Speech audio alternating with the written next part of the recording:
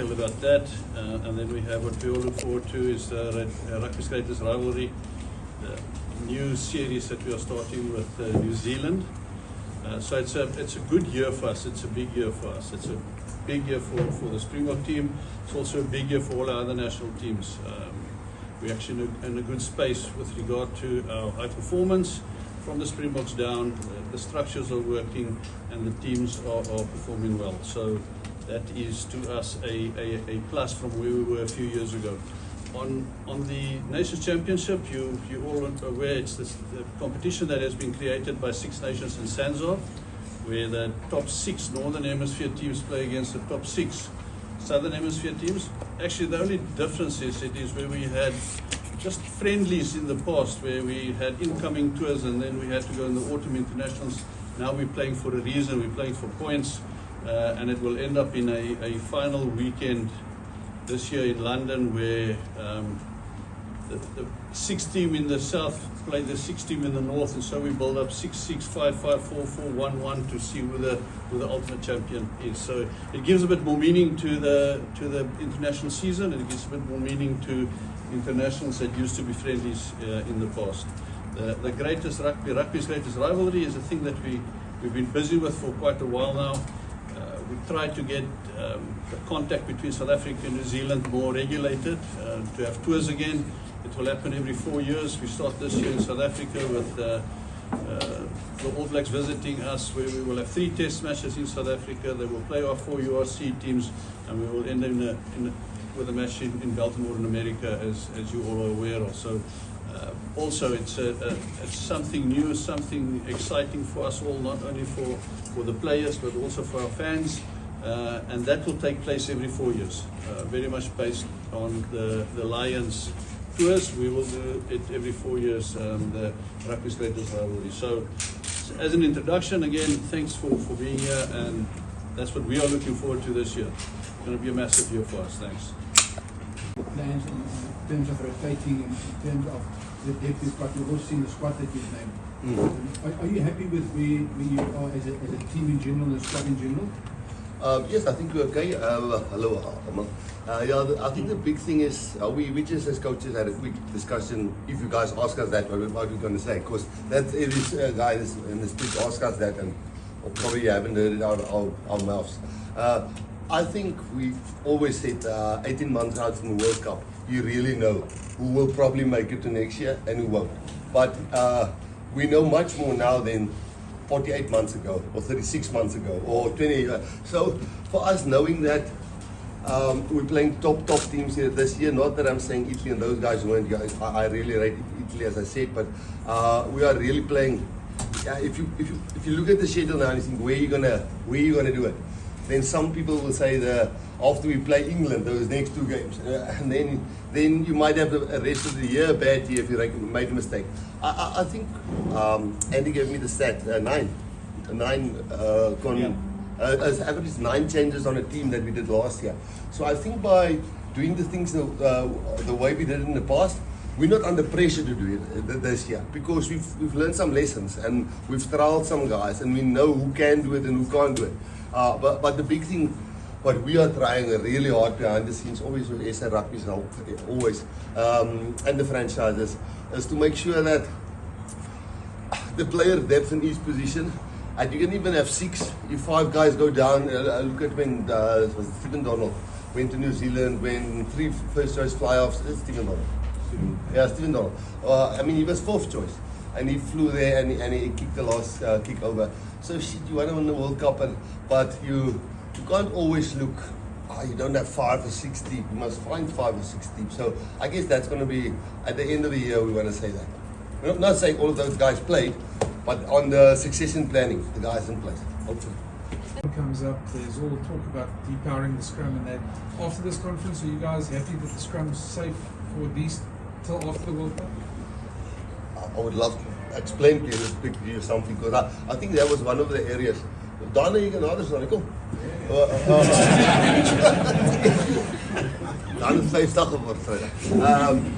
The one thing I think that I want to show you this, because a lot of people in South Africa, I think personally, miss this. Not because nobody tells them, but people think any team. We can be penalised, Italy can be penalised. A team gets penalised when because they're not strong enough. That's not the truth. You don't get penalised because you're not strong enough. You don't get penalised. It's because while you're getting pushed back, you fall. Or you cop out. So if you will, a team will allow other team to push him back for 70 meters, they must just not fall. So that was something that was really well cleared up at the meeting. But that wasn't what you asked. Obviously, the talk about the scrum is that you feel it's safe, that we're not going to go through this every couple of months. No, I think what happened there in that meeting, and all the countries, well, a lot of the guys gave input. And that was just the one that kind of blew me and Felix away when they said, but you're saying you penalize a guy because he's weak. So no, not penalizing a guy because he's weak. I mean, if Sheldon is probably weak if he runs straight at Zach. He's probably weak then. So you can't say it's weak. But if Cheslin then put out his arm and tackle him high, and you say, yeah, but the guy would run over me. So you can't use an excuse to say you don't have the power. And I'm not saying that theme was just the beginning of but then the World Rugby guys brought in nice backing, they backed it up with data and everything. So you don't get penalised because you're a weak rugby player. You get penalised because you're weak, you cop out and you fall. So there were narratives that they are trying to depower the scrum. I think we all were made aware of that in the run-up to the conference. The scrum is, as I said, what was agreed to. The contest of rugby stays one of the important aspects of the game, and that starts with the scrum, the maul, and that will not change. Definitely not before the 27 World Cup. The ruck and the kick.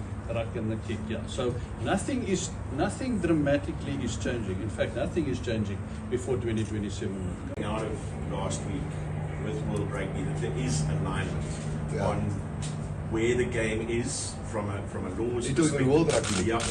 So from a laws perspective, going into 2026 and into a Rugby World Cup year next year, are you comfortable that there is alignment on the way the game is going to be adjudicated and there's going to be no unwanted surprises in the next 18 months? Yeah, it was. I think that meeting was held this time of the year. I thought last year that's going to be challenging. We're not playing in the middle of Six Nations. But I mean, at the end, me, Pipe, Rian, Charles, Felix, that's all. Felix, Charles is lazy. Joking. He's not at all lazy. Yeah, so we went there, and we don't always everybody go to the shape of the game meetings, but we think, and there's a lot of countries who agree with us there that you can maybe skip 1 or 2 meetings, but you don't skip it the year before World Cup. And if you want to skip it there, then you must probably wait for the consequences. So, and I don't think that's going to be the case that anybody would have felt they missed out, because the way they structured it, I'm not fondly in the past gave compliments to World Rugby, but this is definitely it's well run, and input was given, and the committees took their ground when they should took their ground, and yeah, and also having Irish accents there was Felix. I think the real accent, it's not me speaking from a guy who can talk English, so it was good. I think also together this year for 135 days. Now some players will come in and out, but if you stay the course, it will be 135 days. We are playing 13 tests this year and 1 international, so a total of 14 matches. We are basically 579 days from Rugby World Cup 2027 kicking off. Ours is 581 days when we start our campaign against Italy at 2:15 Adelaide time.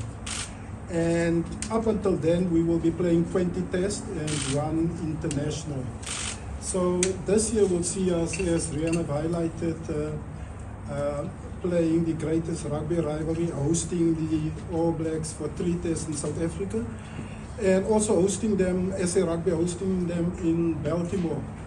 We did some work in Baltimore. We looked at the average temperatures, we looked at the training facilities and hotel. All those are in place. From Baltimore, we will move to Australia, and we will set a base at the base that we're going to use for Rugby World Cup. So this will be a test run leading into our Australian match in in Perth.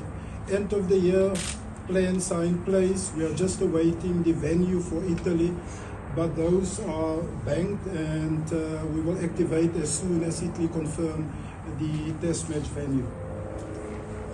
That, in briefly, is our year for this year, and a look further on with regard to 2027.